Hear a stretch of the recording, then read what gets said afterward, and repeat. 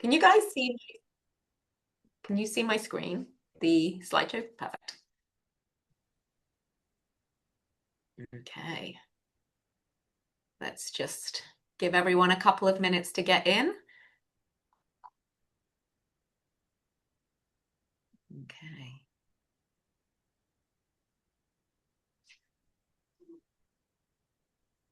Okay, I think I'm going to get going because I know everyone's got a very busy life, and I'm sure we'll get some more join as we continue through this.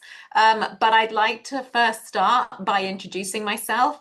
My name is Emma Gibbons, and I'm the Chief Executive Officer of Volleyball BC. And it has been my absolute pleasure to work with these lovely individuals and to provide these webinars for our membership.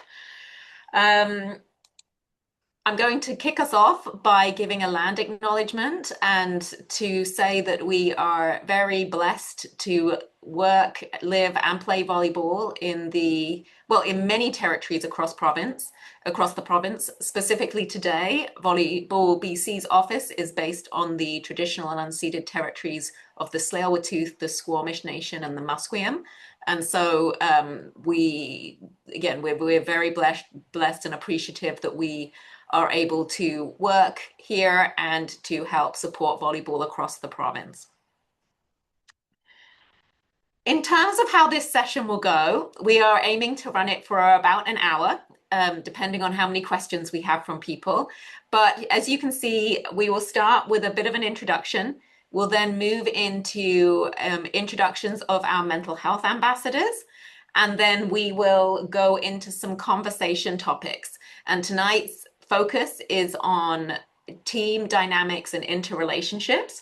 So we'll be talking about team culture and mental health, team roles, and how to build safe and inclusive cultures. We will be doing this as a question and answer format, and we have some questions. Thank you to those people who submitted them when you signed up for the webinar. And we will try our best to get through all of the questions. Please use the chat to put forward questions if you think of something as we're going through it, or if you have something top of mind that you'd like to ask our ambassadors, and we will take questions either as we go along if they're relevant to the topic, or we will have a chance at the end as well to do that. So to give everyone a little bit of context, this is our third year of running this mental health and well-being series. So we, every year at Volleyball BC, do a survey of our members to ask about their experiences during the club season and to ask about how things went and how they would like us to support them moving forward. And every year, one of the key questions that we ask is about what impacted your performance this year. And more often than not, there are topics that come up that are around mental health and well-being. And so tonight's topic is definitely one of those. It always ranks highest, as you can see in this chart here, when we asked our youth athletes what impacted their performance in last club season. One of the top ranked ones there was team culture or dynamics. So really understanding the relationships between people and how to connect with your teammates and how to really gel as a team. Those are all different factors that impact how well people feel that the season goes. And so we felt that it was very relevant that at this point in the season, which everyone's had a chance now to be part of a team, start training, but are probably still in a bit of the team formation stage. And so we thought it was very relevant to address this topic and to have a chance to really learn from our mental health ambassadors about their own experiences and how and learn tips and tricks that they've learned along the way in how to maximize those relationships. So without further ado, I'm going to head straight on to introducing our mental health ambassadors, and I'm going to invite them each to introduce themselves and outline their experience and their role in volleyball, and also to answer the question about what team culture means to them in volleyball. So I'm going to kick off top of my screen, which is Shanice. So Shanice, did you want to introduce yourself? And then we'll go to Akash.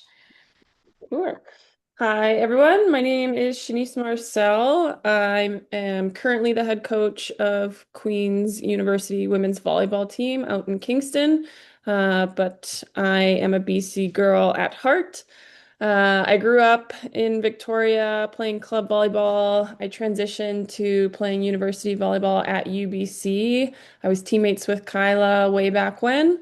Moved on to a pro career with indoor for a couple of years while playing for our national indoor team as well. Before an injury kind of took me out of the indoor game, and I decided to transition to beach. So I've got experience playing with Akash as well. I retired a couple of years ago, and that's just a little short snippet of what my journey has kind of been. But I think for me, team culture is creating and providing an environment where everyone can authentically be themselves and show up as they are and be invited to do so and be really inclusive as you're navigating the journey of playing sport, which does have a ton of ups and downs. It's never quite linear, but how can you authentically show up as individuals and as a collective through that? That's awesome. Thanks, Shanice. So, Akash, Hello, everyone. My name's Akash. I currently play volleyball for UBC. I was a Thunder player back when I was in high school, so if any of you are Thunder players, hello.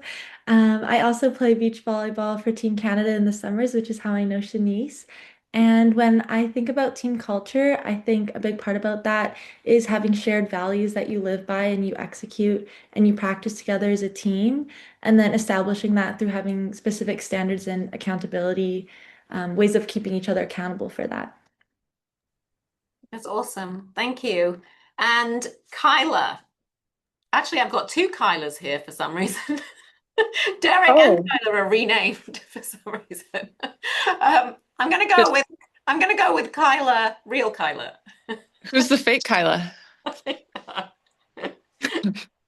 have my computer open, but nothing's open. Anyways, hi, I'm the real Kyla. Hopefully, there's just one. Um, I played my university days at UBC with Shanice, as she said.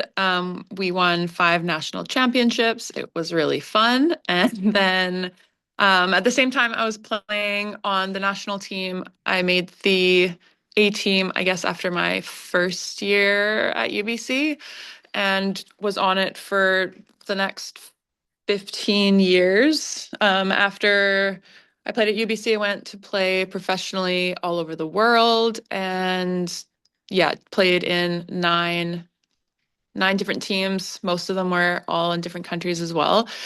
So I have moved around a lot.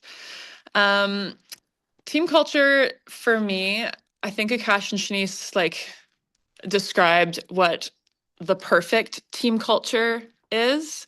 Um, Team culture, again, is like the atmosphere and the environment that the athletes are bringing, that the coaches are representing. It's not always as amazing as Shanice and Akash had said, but the team culture to me is the identity of the team.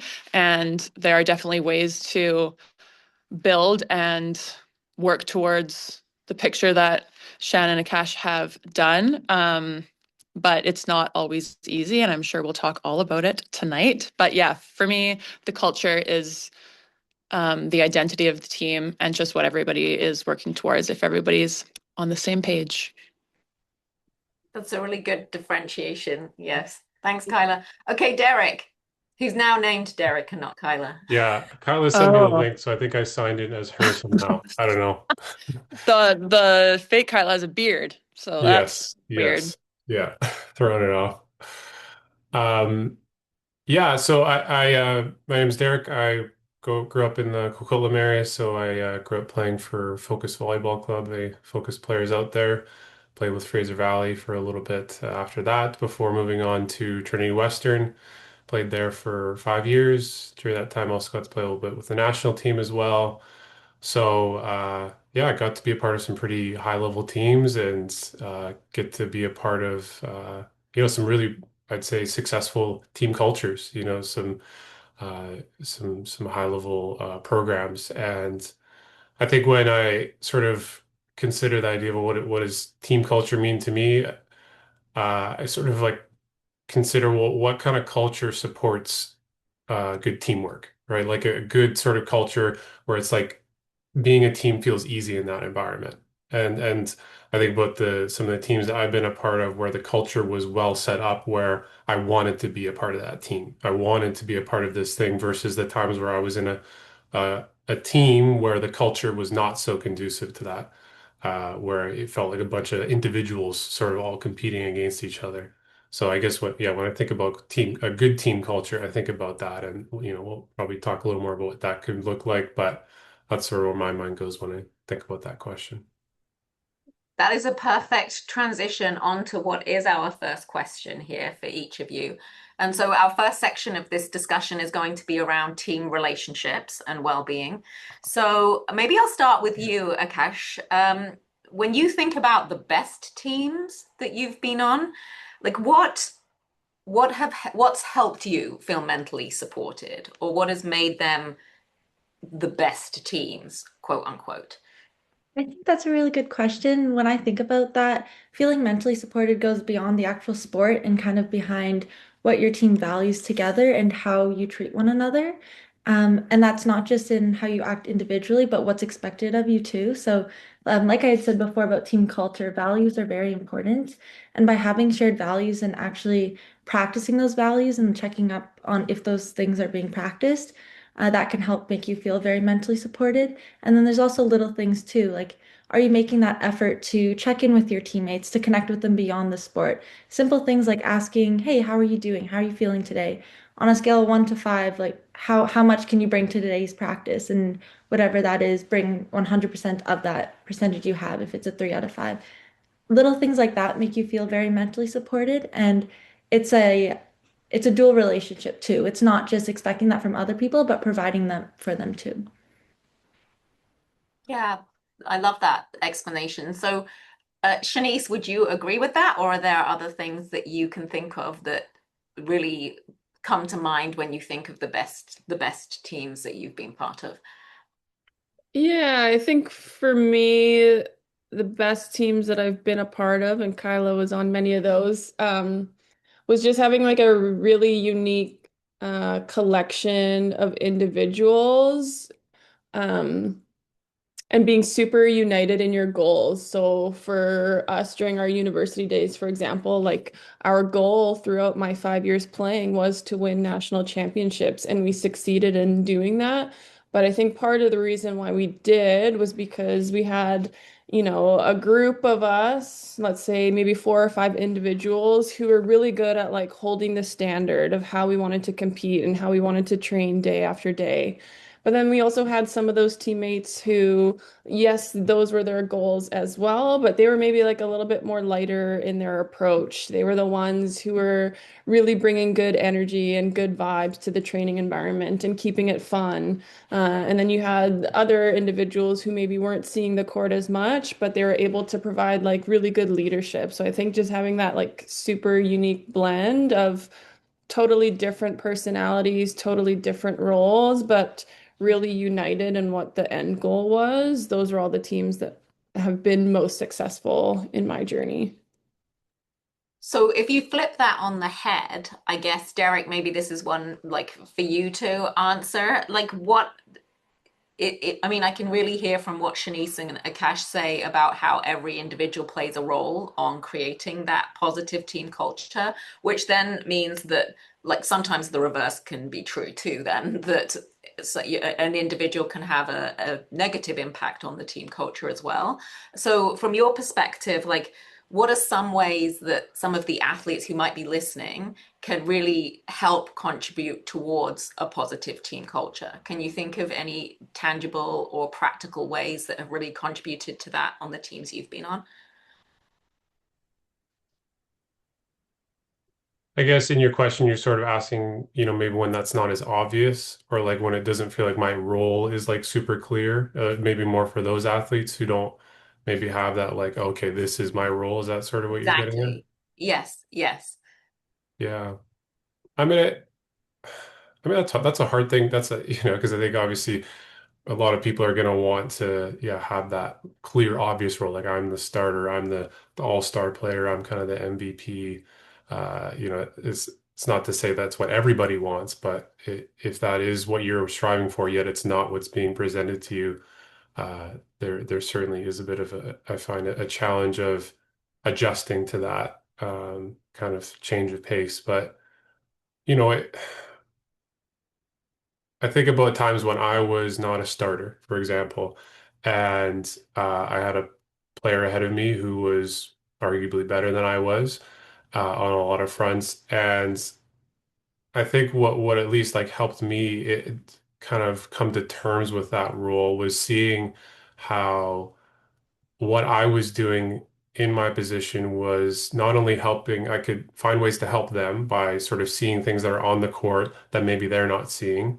So trying to be, able to lend that sort of outsider point of view of like, hey, I'm noticing on this shot, like you're kind of getting beat over here, or like, hey, I think there's an opportunity in this way that we could be kind of exploiting that. Like that, I think it helped me create more buy-in for myself. It wasn't easy. Like there's a lot of times where like, you're going to want to be beating that person out. But I think from the standpoint of not only what's going to help the team and kind of if you want to be a little bit like thinking about yourself, there's an aspect of like, well, what if you get put in the game? Are you going to be ready to step in? And so that I think there's a twofold element to it. One where it's like I can be really helping my teammate and help this our team succeed, but I also want to be paying attention to what's the stuff that if I do get put in the game and I get my opportunity, am I going to be ready? Because sometimes I think we can get so caught up in, oh, I'm not starting, I should be on the court, I should be all that sort of stuff, and all the while, we're kind of missing this opportunity to learn and to develop. And then we do get put on the court and we're sort of like a deer with a deer in the headlights, where it's like, what do I do? And then that moment kind of passes us by. So it's a little bit of like embracing that position so that you can better help the team and put yourself in a good position.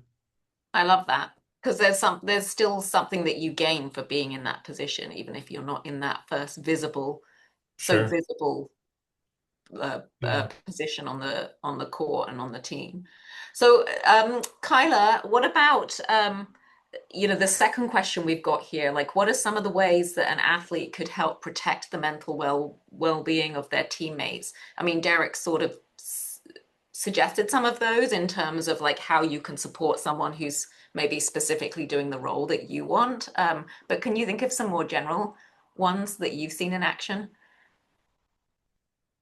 Yeah, I think like supporting, you can tell when someone's having a bad practice, a bad day, or like something outside is bothering them. I think that's another role, a really important role that when Shanice was talking about that isn't necessarily a starting six player, but being able to recognize who's not there and learning how to bring them up, whether that person needs to talk about it before practice or after practice, or if they just like need a hug or they need to be pushed in practice. Like as a captain in my years, I always made that my job to figure out if people aren't firing at their max, or at their best, how can I help them get there? And it's, of course, so individual for every single player. But again, as a captain, that was always my goal. And even when I wasn't, I just always kind of took on that role. And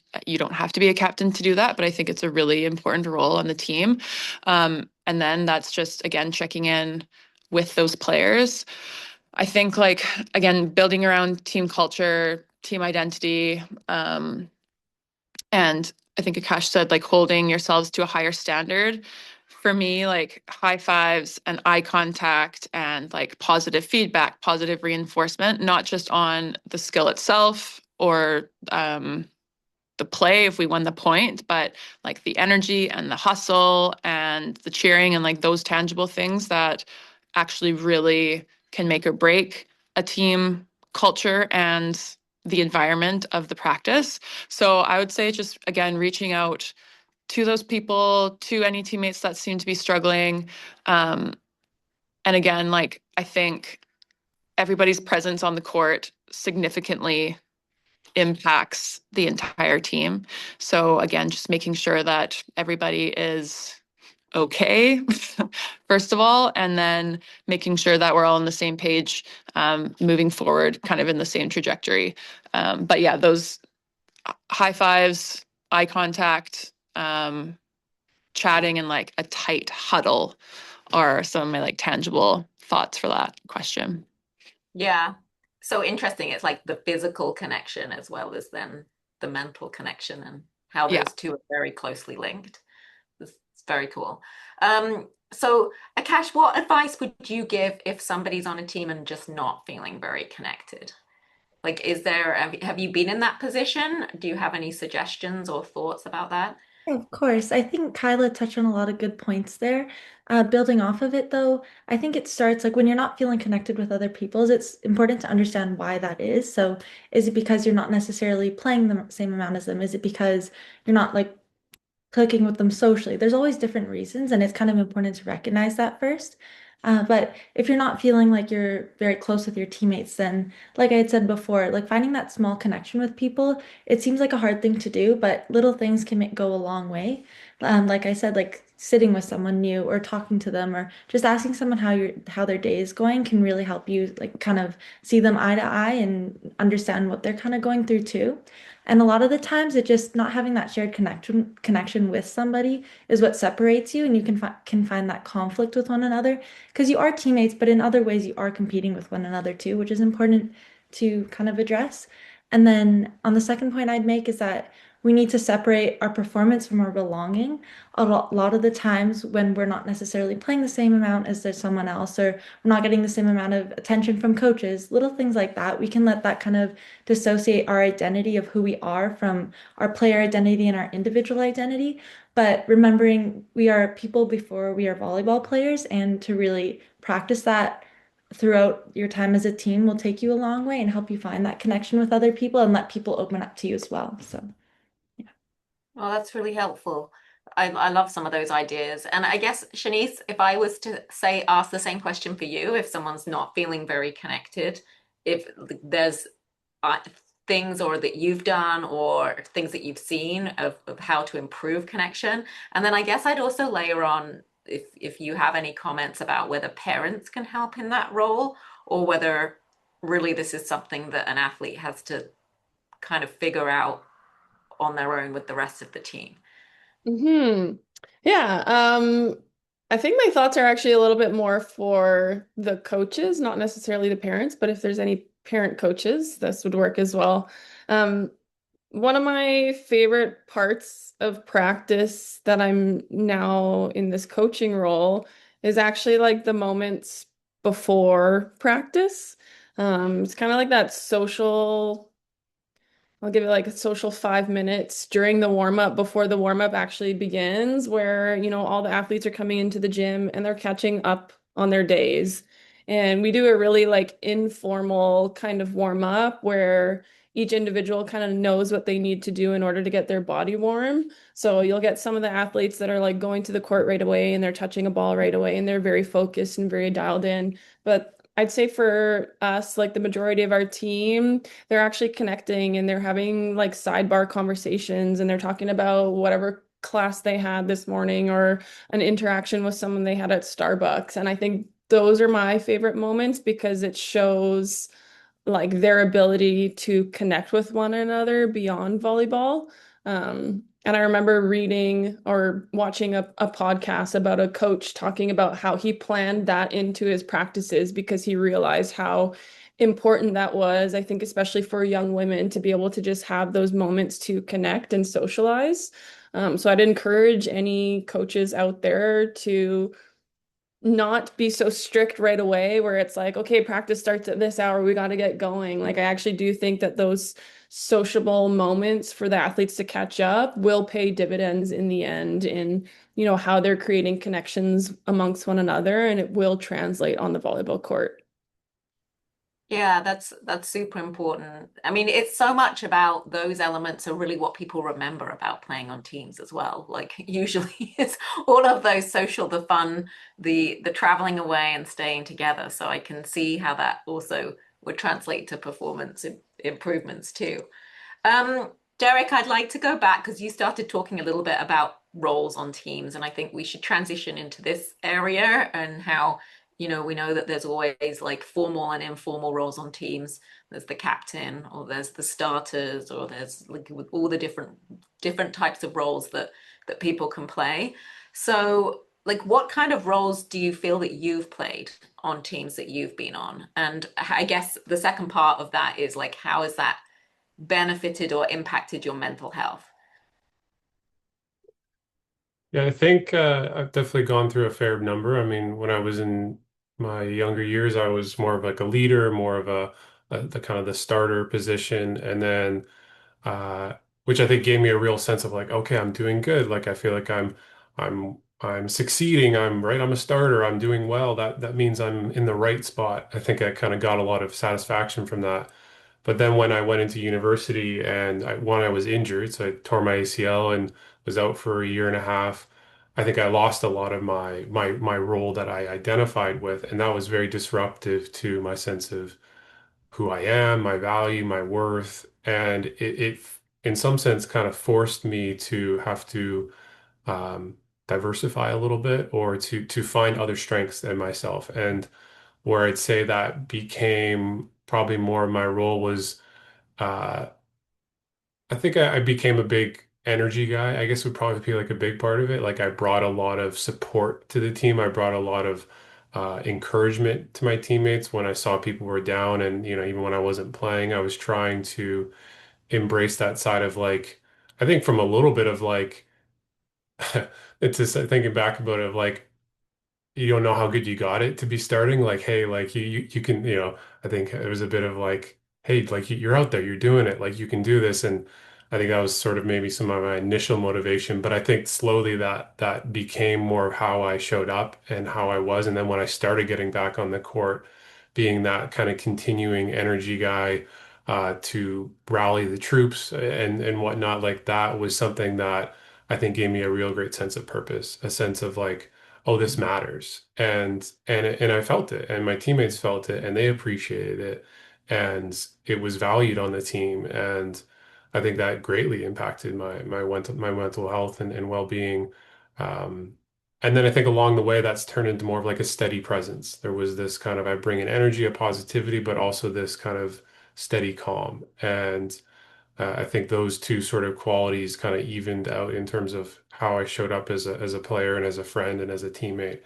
And yeah, like I think that's carried on in a lot of ways through the rest of my life. So I'm really happy that I had that setback to force me to reconsider what actually matters. I love that. It's such a journey. So how about you, Kyla? Like, what roles have you played, and do you feel like you've been on a similar journey of evolution, or has it always been sort of the same kind of roles? No, I've played all the roles through my career. Um, yeah, from going like you're in grade 12 and then your first year university. So then you're coming into university, the ball is faster, people are hitting harder, you're new, you're young, and then you're becoming a senior. But then on national team, I was the youngest, and then all of a sudden you blink and you're the oldest. And then on your pro teams, it's again, you're starting from scratch that year as well. So I've absolutely done all the roles from again, like starting and being the go-to hitter. Um, Captain to being a bench player and coming off the bench every set. So like that was also kind of crazy because you know that you're going in, but you don't know when, and you have to stay like absolutely focused. But then I've also been on, I've had roles where I'm potentially not playing at all. So I've definitely done it all.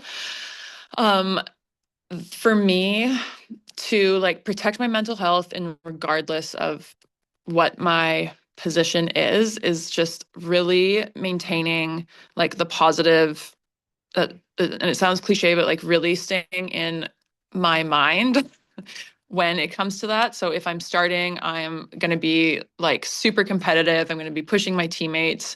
As Derek said, like I'm going to be really enjoying that, having like a big part of that game. If I'm coming in and again, like you kind of start comparing yourself or you're wondering why you're not getting as many minutes or like, did the coach see this in practice and why is this person playing? If that starts happening, my mental health and my enjoyment of the game. And that year and that team, like, absolutely would decline. Or even if you have other teammates or if you have parents talking at you again, like, you should be playing, or why aren't you doing this, or like anything like that. For me personally, I needed that like absolutely out, and I just needed to stay in my own little world, my own bubble. If I wasn't starting, then like I had talked to the coach, how can I get better? What can I get better at? Um, Again, like trying to define your role, that also helped me. Like if I was coming off of the bench, I needed to stay focused. I needed to stay warm. I think Derek had said that too, that when you're off, you can be, I was a left side. So I would be looking at the court, looking at my left sides and seeing where they could score. I would tell them that in a timeout. And then I would also know that for when I would be coming in and subbing in. So I think like, no, whatever your role is, try. It's so hard if again it's not going perfect and you're not starting and you're not an all-star. It is hard to um like stay mentally in it for sure. But like the harder you try and the more in your lane you can stay, I honestly think like the enjoyment level and the mental health will just be up here. I think the outside noise can get, again, really disruptive. And for me, it was really important to, again, like set some boundaries with parents and teammates. Like I don't want to talk about that. Like we're just working on the team. It's for the better of the team. Like staying like that really made a difference for me.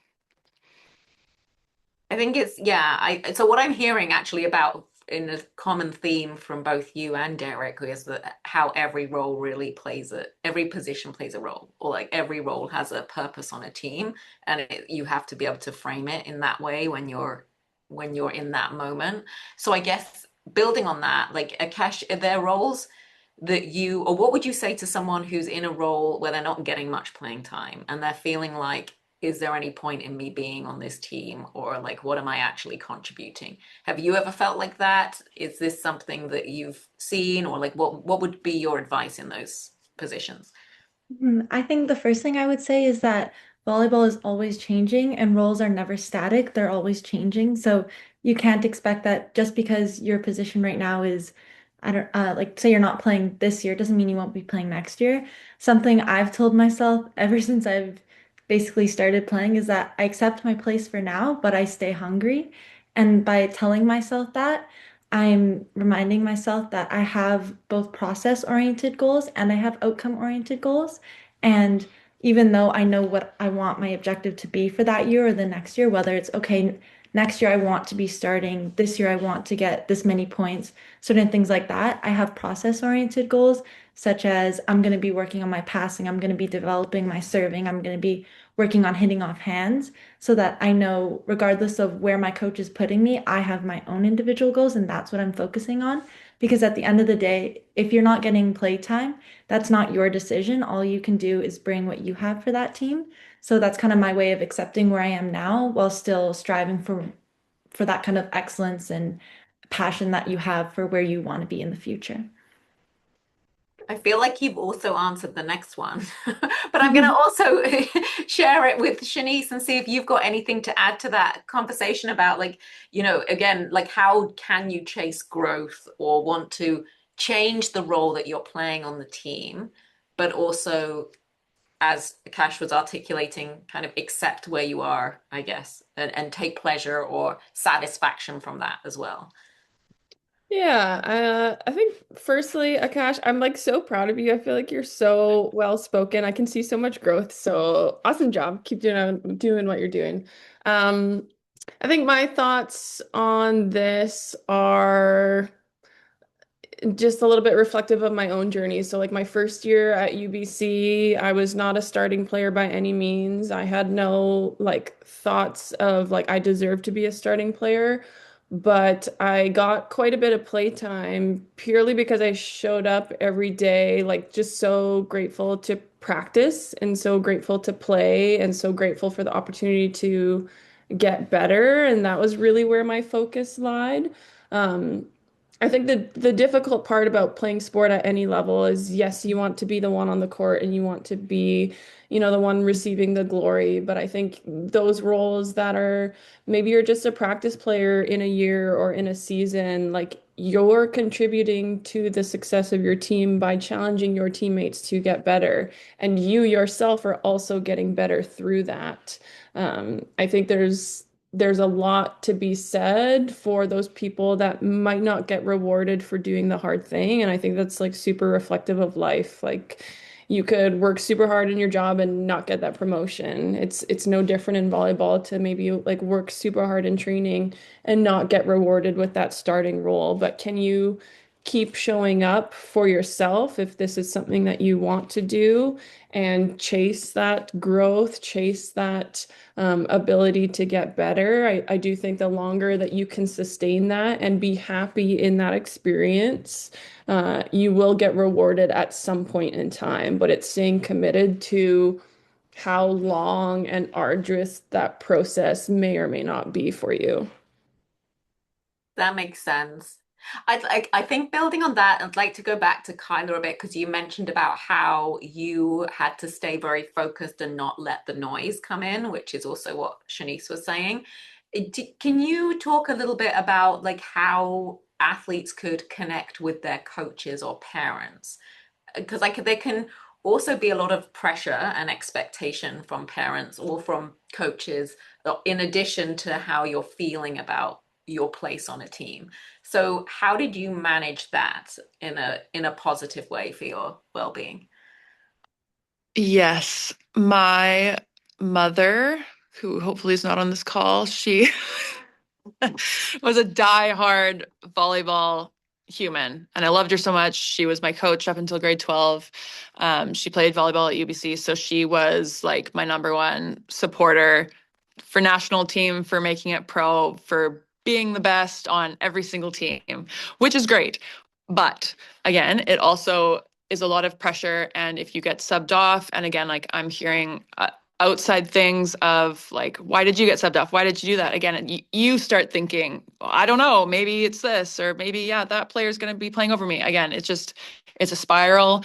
I think that's why I kind of had to put up a little bit of boundaries. I think like as honest of conversations as you can have with both parents and coaches. Parents, again, like mom or dad, like I know you have like my best interest at heart, but for me to like enjoy this time, like I'm really just focusing, as everyone's been saying, like on my growth, or my goal is to, play U sport or play in college. And so right now I'm just trying to get better, like things like that, just kind of putting up again, those like parameters, or I don't want to talk about the results. I just want to maybe tell you what I've been learning or what I worked on today or things like that. And parents can be asking that again as well. Like, what was your favorite part today? Like, what did you learn about a teammate? Like anything like that, or energy, or what could you control? And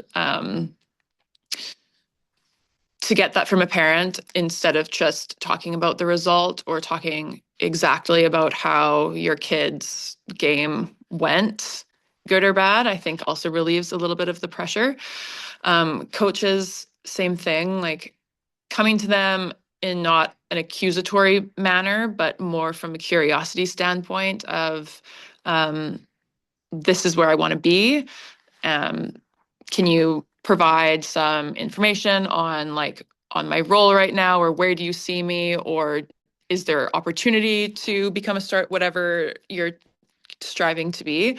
I think just again having that different perspective, or understanding where the coach is understanding their thought of how their team dynamic is going.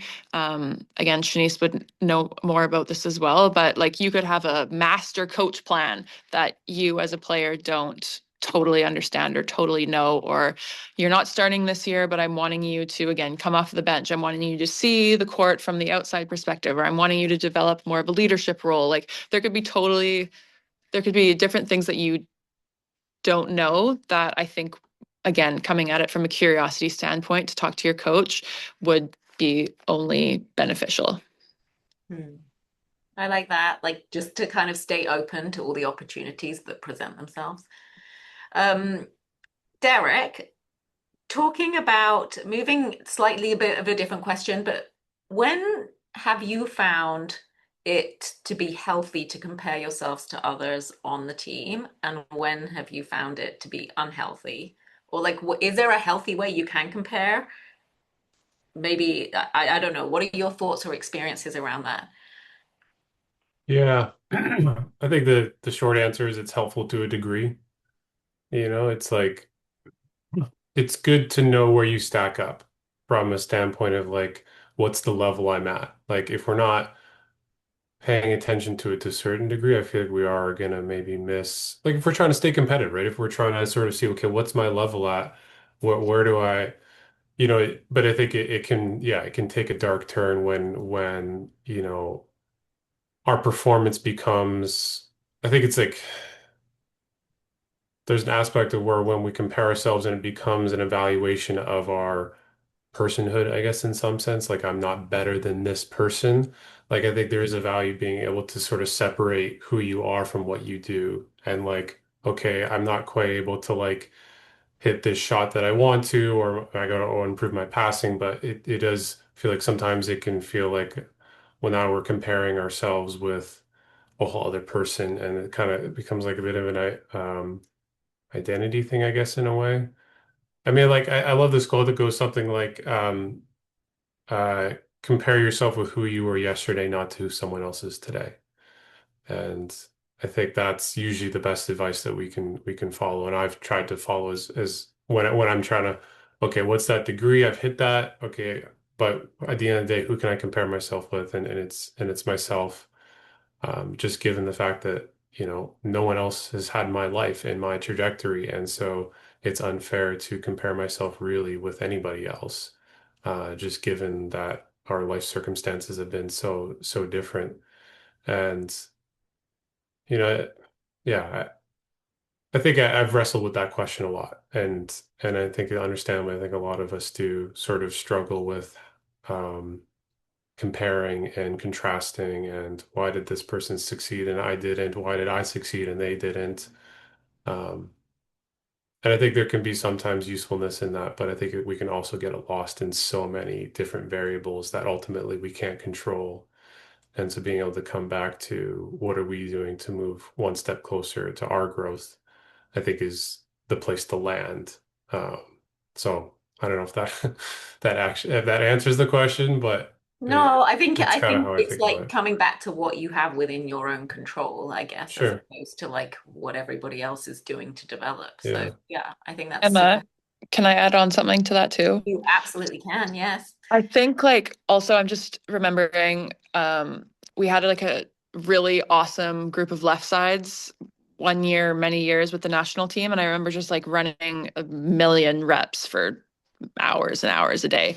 And it was a curiosity standpoint or like in the game where if someone does a shot that you haven't been able to master yet, I think like the actual technical comparison or tactical comparison of their game to yours, I think is really positive. Like, okay, if she's coming in more of an angle, she can turn her shoulder this way, we can go down the line, or like her first step is, you know, bigger and mine tends to be smaller, like anything like that. I think it's like similar to watching video of like high level athletes on how they're moving on the court, how they're reading, like things like that, I think can be um, a good comparison, or taking what this, if you're not a starter and you're looking at the starter, okay, like this person is making less errors than me per game. And okay, how can I like change up some of these shots just to not make that error or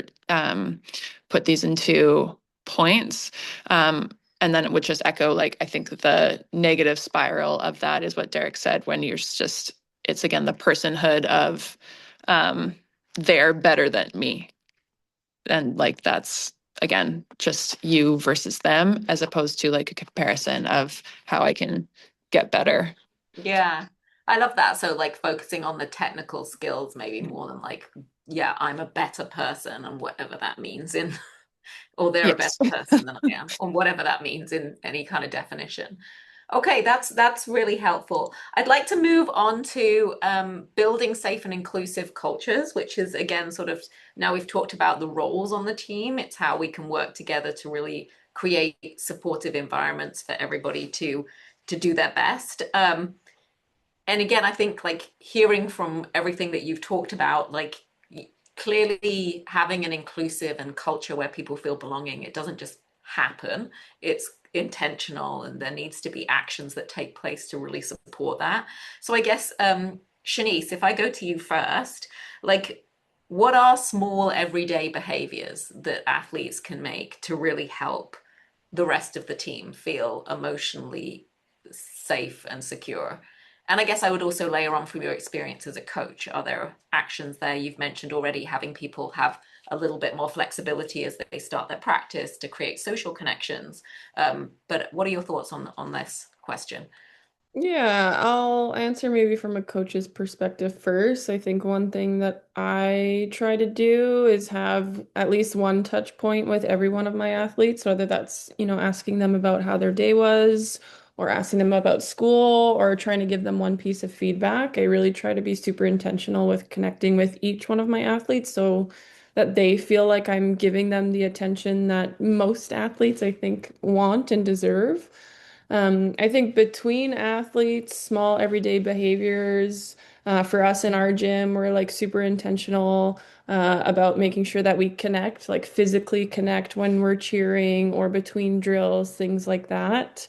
We try to always provide a space where anybody's voice can be heard. So a lot of our debriefs are kind of open-ended questions that I'll ask to the team. Or maybe we'll provide a space where they can give shout outs to one another. And usually every time that we do this, someone different is speaking up. So I think, we've done a really good job creating this environment where A, people feel like their voice matters and can be heard. And B, there's no kind of like hierarchy of like only our seniors' voices matter. No, a lot of our first years are kind of the ones that are the first to speak up and recognize good things or call out standards of play. So I think for young athletes, I'd really encourage them to try and learn how to understand and use their voice a little bit sooner. I just think it's so impactful in the game of volleyball, A, and like how you're playing and how you communicate with one another on the court, but B, how you're developing your leadership. And then also just that physical connection piece, I think is just so important to be bonded on that journey together and know that you're like physically doing it together. Yeah, I love that. Um, so taking on what you've said, Shanice, Akash, like, can you think of a team that you've been on where the team's really done a good job of creating a positive culture? And like, what did that do for everyone's mental well-being? Or and were there actions that everybody took, or like how did it get to that place? I'd say I'd say every year I've been at UBC, I've always felt like we've had a really great team culture. And a lot of that has come from the things we structure as a team, but then the individual things we do for one another as well. So for example, we make a lot of effort towards having certain team bonding activities, and that really just helps bring everyone together and feel included and welcomed. And then there's also the little things that make a really big difference. For example, I could name at least 10 of my teammates right now or more than, honestly, everyone who makes like a really big effort to always like make eye contact with you when you're talking with them in the gym, or even body language, inviting other people into conversations. Because of course it's natural to have team like clicks into teams, and everyone's going to be closer or not as close with other people. But at the end of the day, you are a team, and respect is very important in team culture. So establishing that, whether or not you don't have to be best friends with everyone, but respect is very important. And then, yeah, kind of just having that openness and communication where you make an effort to have everyone else around you feel connected and a part of something. And if everyone makes that effort, then there's no reason that that team culture doesn't build naturally over time. Yeah, I love that. It's all like little actions that always contribute. But what I'm hearing as well is that it's maybe not like something that develops overnight. It takes some time. Mhm, exactly. Kyla, what about you? Do you have any examples of teams that you can think of or that would come to mind if we said, oh, which team had a really great team culture, and why would you say that was the case? Will Derek get mad if I say at UBC too? He's outnumbered. He's outnumbered. He's gonna ask Doug if he can play a couple more years. Yeah, UBC honestly was the best team culture we had. I think it also has to do with just the remaining like core group, and Doug and the coaches have like really set up this team identity, and again making sure it's an inclusive space. Everybody's welcome, everybody should feel heard. I think again we give that to each other, as Akash was saying, player to player, but coaches also were giving lots of respect to all of the players.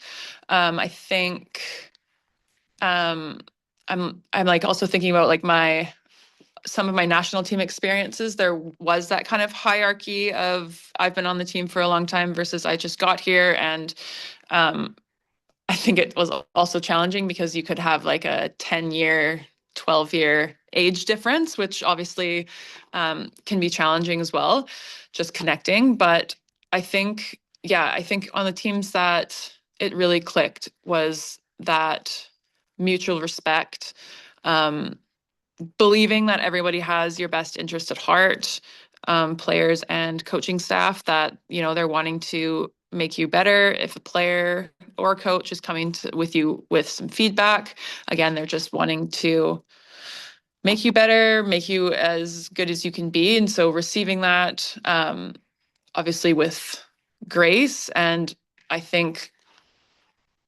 also like having just no egos. If someone's coming to you to talk about a conflict or something that you can do better, or a coach is pushing you to get outside of your comfort zone, again, not taking that personally, taking that as more of a challenge. And again, thinking that this is for the betterment of the team, betterment for the team culture. I think that is a part of it that was really important as well. Mm. There's some really great examples. Um, Derek, to shift gears a bit, and then I'm going to ask Derek, but then I'm going to open it up to the rest of the group as well. Like again, going back to the role of parents, like we actually had quite a few questions come in about how parents can help create strong relationships within the team, or can they play a role in that? And also, I guess another one area that also came up in the questions was around the parent group themselves, because they are often, like especially in club volleyball or following the teams around, they are part of a culture that goes with the team. And so are there any thoughts or ideas that you have around roles that parents can play, either in helping to foster a positive environment in the team itself, but also I guess outside of the team amongst the parents that are, or the supportive entourage that comes with the team?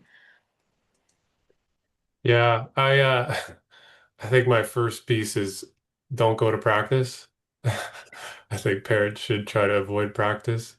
I don't think kids need another parent there in the building. Trust the coaches, trust that there's good work happening in there. Like I think it partially even just speaking as it like partially my parents coach me, so that probably didn't help. You know, you couldn't avoid the parents being in the stands, but I think, you know, just give them the freedom to go play, to not kind of feel like there's another adult in the room that they have to maybe impress or kind of I think just having that space for them to kind of figure things out on their own is really important. And you know, there's a tricky line I feel like to be towed with this of like even when it comes to like the team culture and interfering and you know what when do you step in as a parent if things are getting bad, if there's like bullying or stuff going on, like there's obviously some pieces that feel important to address, maybe by bringing to coaches or talking with your kid about, hey, how do you want to go about this? I think definitely trying to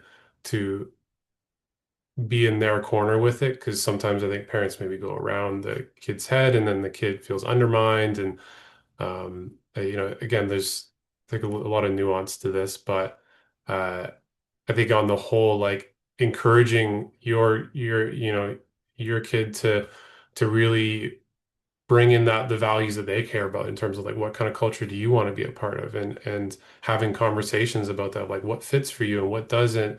Like that's the piece where I would sort of have, if you want to get involved in some ways, like that's where my mind kind of goes, is like having conversations with your kid about what's important to them, what do they want to bring into the culture, and then letting them kind of run with that and have this really cool space to like learn how to do that. Like that's something I love about sports, is it was so much learning how to do life in this very contained environment, and learning how to build a culture in sport is this sort of, it's life, but it's also a bit of like practice. It's a bit of like an opportunity to do it that I think is going to set them up for success later. And if we're constantly intervening and being like, hey, what about this? What about this? Like, they're not going to actually have that opportunity to learn how to do that themselves. And so I think there's a little bit of learning to sit on your hands in some ways as a parent. And yeah, that would be kind of my one piece. There's other stuff, but I'll let others kind of jump on that. Yes.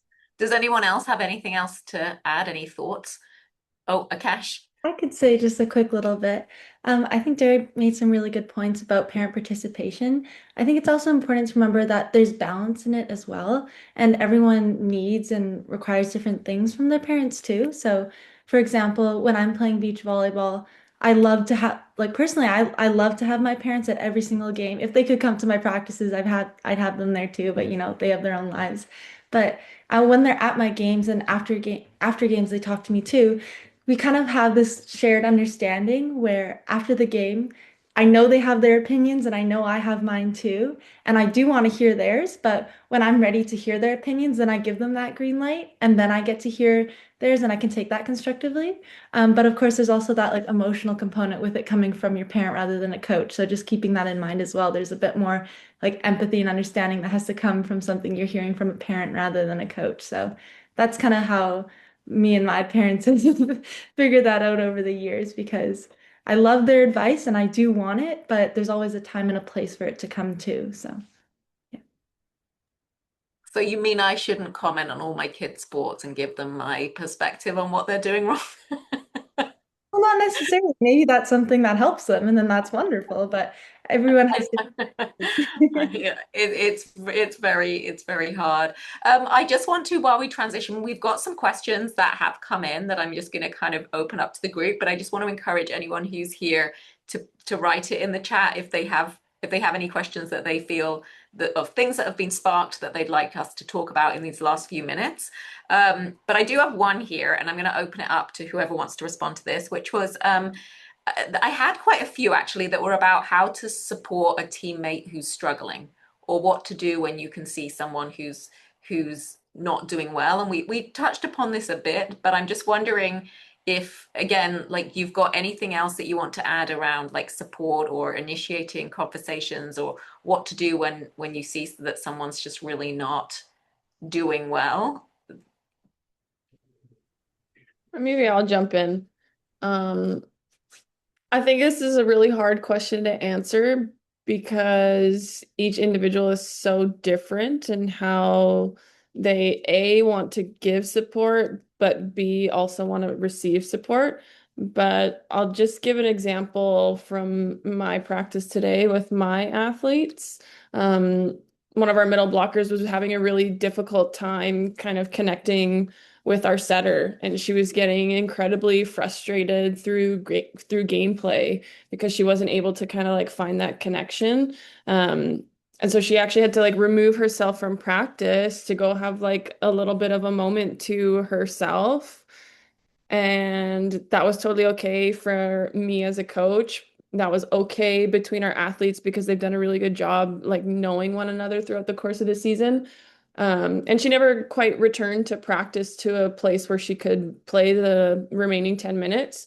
But once practice was finished, it was really sweet what our girls chose to do. It was her birthday today as well.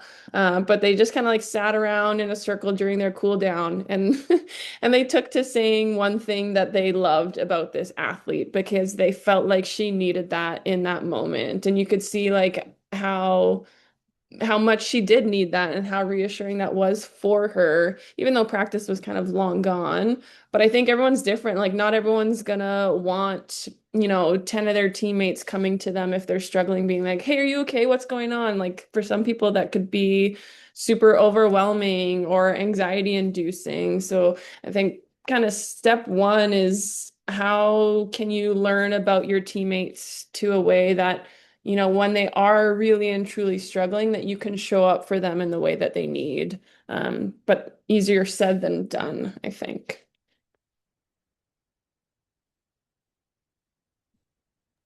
Thank you. Yeah, sorry, I was just checking the chat to see if somebody had added something else in. Yeah, very hard because again, like I think that's really great advice. You've got to get to know your teammates and know how they want you. Some people need space, some people want you to be right there. I guess it's very situation um, dependent as well.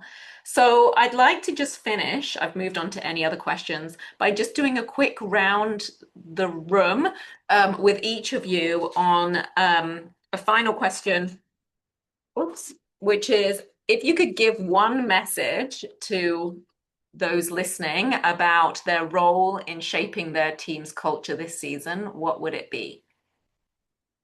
And I will open it up to whoever wants to go first.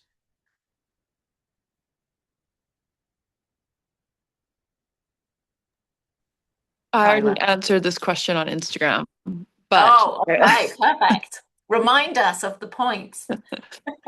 um, yes, I think, or I said that you don't have to have an official title to influence team culture, which is what we've all talked about today, that you don't have to be the star, you don't have to be the coach, you can be anybody on the team and choose to bring something that will influence team culture. Obviously, we want to change it for the better, having that positive attitude, holding people accountable at a high standard, um, caring for your teammates. Again, like if someone's struggling, taking them after practice. Again, I would also be really anxious if 10 people came up to me to ask me if I was okay. I would definitely rather like the one-on-one type situation. So pulling someone aside, like asking if they're okay, how can you support them, what they need. Some players will say like, I'm fine or whatever, but just saying that, you're there if they need you in the future, I think also can just go a long way knowing that they're not alone. But yeah, whoever you are and whatever role you have on the team, you have the ability to make that as big or as small a role as you decide. You can have a huge influence on your team, and everybody has the ability to influence team culture. The second part of the Instagram said that it came in the small moments and the small touch points in practices. So again, I'm like so big on eye contact and the physical contact and high fives and tight huddles and all of that. And again, like rotating players or rotating partners, having open dialogue. If there's conflict, just having quick conversations. Again, just like making sure that the respect is there for everybody. I love that. Thank you. Very practical. Anyone else? I can Derek. go. I There's a quote that I pulled up because I wanted to get this right. It's a quote from a guy named Joseph Campbell who says, "We must be willing to get rid of the life we planned so as to have the life that's waiting for us." And I sort of think of that as in the context of roles. Sometimes, and I think about in my life where I was clinging to particular roles. This is who I should be. This is what I'm supposed to be doing. This is what I must be, all of that sort of gripping I don't know, think about Tarzan swinging on the vines, like gripping the vine, waiting, clinging to this thing that's holding us and not being able to move to the next thing. And I think when we can embrace that sort of role flexibility, that every space is going to have somewhere that we can show up and be that if we're willing to embrace it. But as soon as we cling, as soon as we fight, as soon as we resist that change and the flow of things, we're gonna have a bad time. And so I think it's learning to go with in some sense, go with the flow. And seek the opportunities that are presented to us. And that might mean, hey, I'm a starter in this moment. That might mean I'm rallying the troops, or that might mean I'm getting the water bottles. Whatever that is, like there is so much to be embraced in it when we, and I think people see that, people appreciate that, and I think at the end of the day, it makes it a lot easier, for you to go with the flow rather than fight upstream and try to get back to where we were or what we should be. So, it's a practice. It's certainly paid dividends in my end, my on my part when I've been able to embrace the new roles that are presented to me. Yeah, I love that. Like very fluid, go with the flow. Akash, and then Shanice, if you've got anything to add, last tips. Yeah, I think I'll just reiterate what I had said before, but accept your place now while staying hungry. You know what you're striving towards, and there's no reason you can't reach that goal if you put in the right work and you're consistent with what you're doing. So, yeah, but it's a team sport. So, what your role is now is what you have to embrace fully to provide for your team, and then do what you can for yourself too. Because it's not one simple thing of one or the other. You have to be able to develop both at the same time. Thank you. Yeah, I think I just say like you're in it. Um like you were selected to be a part of a team for a reason because someone, believed in your capacity to get better. And I think your capacity to get better can be in so many different areas. Can be in volleyball, can be as a leader, can be as a teammate, can be as a friend. And I think you really owe it to yourself, whatever role you're given, to try and get better in all of those areas. And some days it'll be easier than others to grow in volleyball, and some days it'll be easier than others to grow as a teammate. But just focus on, like, again, that capacity to get better, and then the rest will follow, I think. That's a perfect note to end on. Thank you all so much. I want to just finish by reminding everybody that we do have a safety hub on our website, and there is this dedicated page to mental health. We've got excerpts there from our mental health toolkit. We've got some other resources. The ones on the screen are around supporting your self-care activities, but we also have extra webinars on there or recordings of webinars, I should say, that are around athlete relationships. We've got ones from last year. There's one that's actually specific for coaches as well as for athletes. There's a whole host of different handouts. So I do encourage you to go to our safety hub. You can find it from our front page on our website.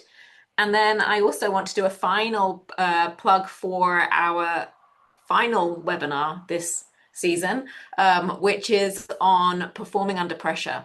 So this is another hot topic that comes up every single year amongst our athlete community, is how they can perform their best and how they can prepare, especially as we head into the provincial and national championship season and the pressure starts building. So we will be back in a couple of weeks to talk about that topic, and we hope to see everybody there. And then I just need to say a huge thank you to all of you, Shanice, Akash, Kyla, and Derek, for joining us and sharing your insights and your experience. It's always such a really enjoyable conversation with you all, and I know that we all go away with little things to think about and focus on. So thank you all very much. Enjoy the rest of your night, everyone.